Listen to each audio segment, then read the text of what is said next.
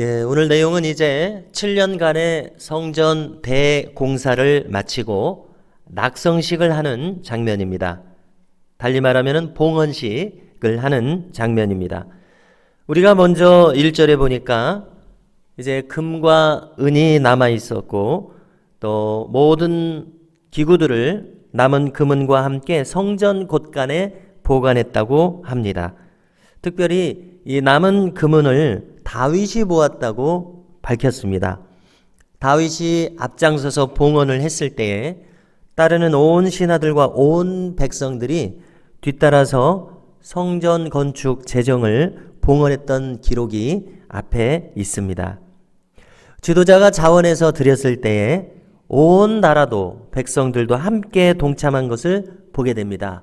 그러므로 우리는 이 지도자의 솔선수범이 언제나 중요한 동기부여가 된다는 것을 알 수 있습니다. 성전 건축이 완성된 후에 가장 먼저 한 일을 오늘 성경은 언약궤를 지성소로 모셔드리는 일이라고 기록합니다. 자, 언약궤가 지금까지 있었던 위치는 시온산의 다윗성 안에 있었습니다. 다윗성 안에 다윗의 장막을 세워서 그 안에 보관하고 있었습니다.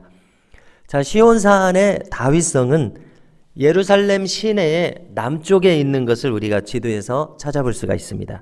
그리고 성전을 건축한 곳은 모리아산입니다.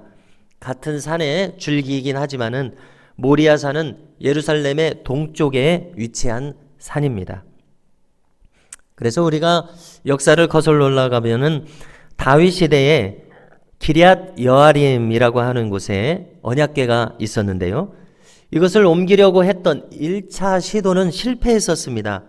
그 원인은 무엇인가 하면은 이 모세의 율법에 기록된 대로 언약궤를 이동하는 방법이 있는데 그 방법을 따르지 않았기 때문입니다.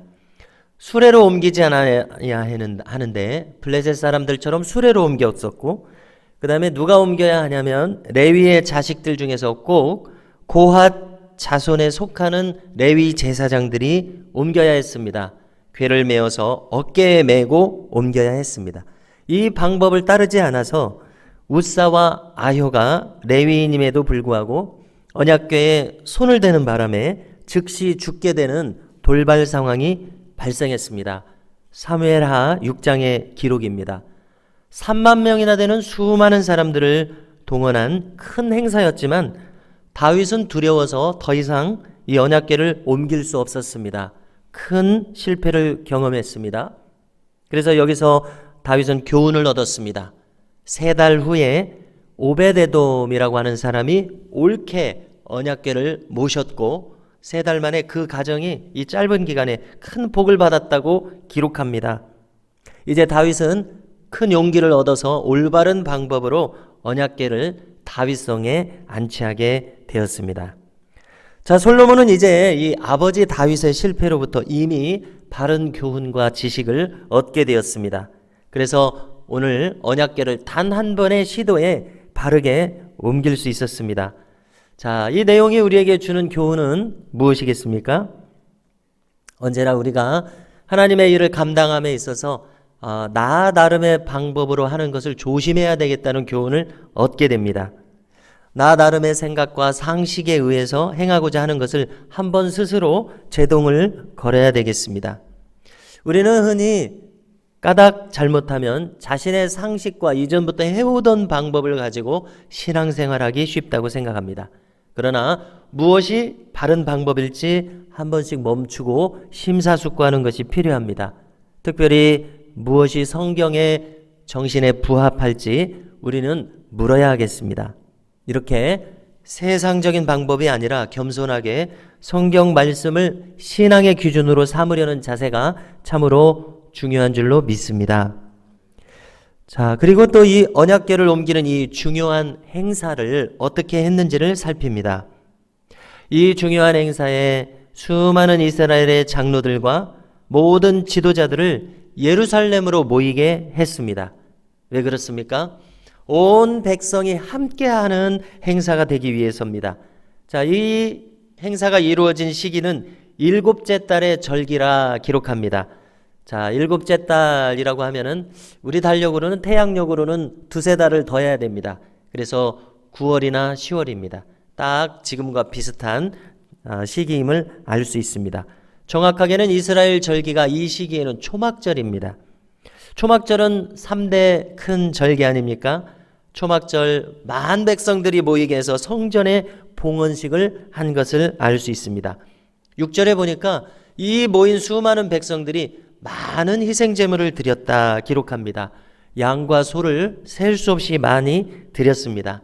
어떻습니까? 분위기가 모두가 함께하는 시간이고 또 모두가 즐거워하는 그런 축제의 장면을 떠올릴 수 있습니다. 우리는 여기서 중요한 교회의 원리를 깨닫습니다. 하나님의 나라는 모두가 함께하는 나라인 줄로 믿습니다. 모두가 즐거워하는 나라요, 많은 이들이 참여하는 것이 하나님 나라의 원리입니다. 저마다 즐겁게 희생제물을 드려서 봉헌합니다. 헌신합니다. 마음을 모으고 집중합니다. 자, 여기에서 벗어나는 것이 이상할 정도로 함께 뜻이 모이고 있습니다. 자, 마침 내일 전교인 나들이를 합니다. 우리가 이제 특수한 코로나 상황과 여러 가지 개인 형편으로 참여가 어려운 분들이 있을 것입니다만은 이분들을 제외하고는 보다 많은 분들이 함께하는 시간일 수 있기를 바랍니다. 또한 우리가 현수막에 기록된 대로 10일 후에 이제 추수감사주의를 맞습니다. 많은 분들이 이렇게 성단 장식에 마음으로 동참해서 함께하는 마음이 표현되면 좋겠습니다. 자, 더불어서 조금 뒤늦게 결정이 이루어졌습니다만은 이 시간을 빌어서 또 거론한다면 또 오후 시간 10일 후에 추수감사 주일 오후 시간에는 추수감사제를 계획했습니다. 점심시간 식사를 대용할 음식을 제공하고 또 찬양제 형식으로 교회 학교와 지단체들 남녀 선교회가 각각 또 찬양 한 곡씩으로 참여하는 추수감사제를 오후 시간에 가지려고 합니다.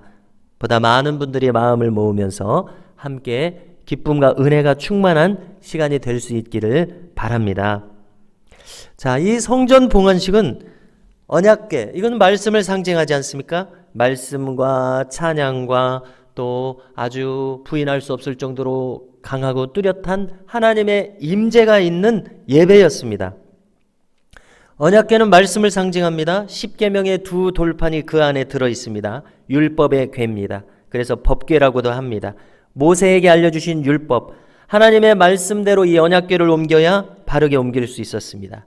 또한 이 일에 찬양대가 함께 섰습니다. 자, 폭과 길이가 각 10m나 되는 큰 놋 제단이 설치되어서 희생제물을 거기에서 수많은 제물을 불태워서 드렸습니다. 자, 그런데 이 놋 제단의 오른쪽, 즉 동쪽에는 찬양대를 세웠다, 이렇게 오늘 말씀에 기록했습니다. 레위인 중에서 잘 알려져 있는 인물들이죠. 아삽과 헤만과 여두둔을 지도자로 하는 큰 찬양대를 자리하게 했습니다. 자, 재금이라는 악기를 사용했습니다. 오늘날로 보면은 챙하고 두드릴 수 있는 심벌즈, 여기 심벌즈가 있죠. 또 비파와 수금은 현악기입니다. 나팔은 관악기입니다. 한마디로 우리가 12절에서 보는 것처럼 120명이나 되는 큰 관현악단, 오케스트라라고 하죠. 큰 관현악단이 연주하는 찬양대였습니다. 정말 웅장하고 큰 찬양대인 것을 알 수 있습니다. 자, 이렇게 찬양할 때였습니다. 여호와의 전에 구름이 가득하다고 기록합니다. 자, 이 구름이라고 하는 것은 성경에서 늘 하나님의 강한 임재가 있을 때에 보여지는 구름입니다. 자, 우리가 저 모세 시대의 시내산을 가보십시오. 하나님의 보좌와 발을 보여주셨습니다. 그때 빽빽한 구름이 있었다고 기록합니다. 자, 장차 나팔 소리와 함께 예수님께서 재림하실 때 구름을 타고 오신다고 기록합니다. 성경에서 말하는 것을 보니까 이 구름은 그냥 말하는 구름이 아니라 하나님의 뚜렷하고 강한 임재가 있는 구름인 것을 알 수 있습니다. 오늘 성전 봉헌식에 감당할 수 없을 정도의 영광의 구름이 임했습니다. 이것은 하나님의 강한 임재, 누구라도 부인할 수 없는 하나님의 뚜렷한 임재를 의미합니다. 14절에 보니까 이렇게 기록합니다. 함께 읽습니다. 제사장들이 그 구름으로 말미암아 능히 서서 섬기지 못하였으니 이는 여호와의 영광이 하나님의 전에 가득함이었더라. 아멘. 자, 여기 이상적인 교회의 모습이 있다고 생각합니다. 제사장들, 사람들이 감당할 수 없을 정도의 뚜렷한 하나님의 임재가 있는 교회, 말씀 중심으로 찬양하며 예배할 때에 하나님의 임재가 임하시는 교회입니다. 우리가 섬기는 이 교회에도 하나님의 영광의 임재가 충만한 예배가 늘 드려질 수 있기를 주님의 이름으로 축원합니다.